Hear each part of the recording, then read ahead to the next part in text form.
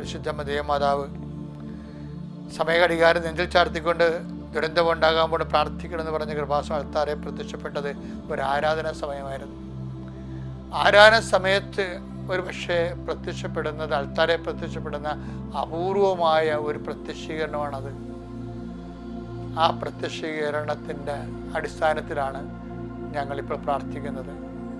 ആ പ്രത്യക്ഷീകരണം അനേകം മക്കളിലേക്ക് ഇന്ന് വിശ്വാസമായിട്ടും പ്രത്യാശയായിട്ടും ദൈവസ്നേഹമായിട്ടും അടയാളമായിട്ടും ജീവിതത്തിൻ്റെ വിടുതലായിട്ടും പതിനായിരക്കണക്കിന് മനുഷ്യരെ അതിൻ്റെ ആനുകൂല്യങ്ങളും അനുഗ്രഹങ്ങളും പ്രാപിച്ചുകൊണ്ടിരിക്കുകയാണ്.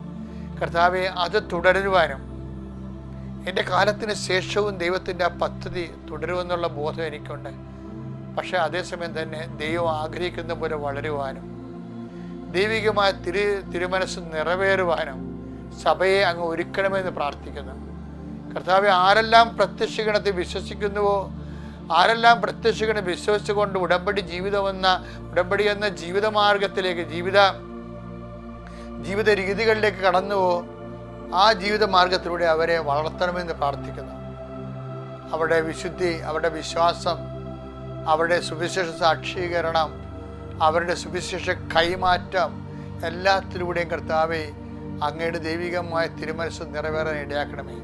കർത്താവെ, പ്രത്യക്ഷീകരണം അനേകം മക്കളെ മനസ്സിടിഞ്ഞു പോയ, ഹൃദയം നുറുങ്ങിപ്പോയ, ശരീരം തളർന്നു പോയ, കുടുംബം ഇരുട്ടിലായി പോയ, ആഭിചാരം പലതരത്തിലുള്ള തിന്മകൾ അകപ്പെട്ടിരിക്കുന്ന എല്ലാ മക്കളെയും ചങ്ങലകളെ യേശുക്രിസ്തു നാമത്തിൽ അമ്മയുടെ പ്രത്യക്ഷീകരണത്തിൻ്റെ ശക്തിയാൽ പൊട്ടിമാറട്ടെ.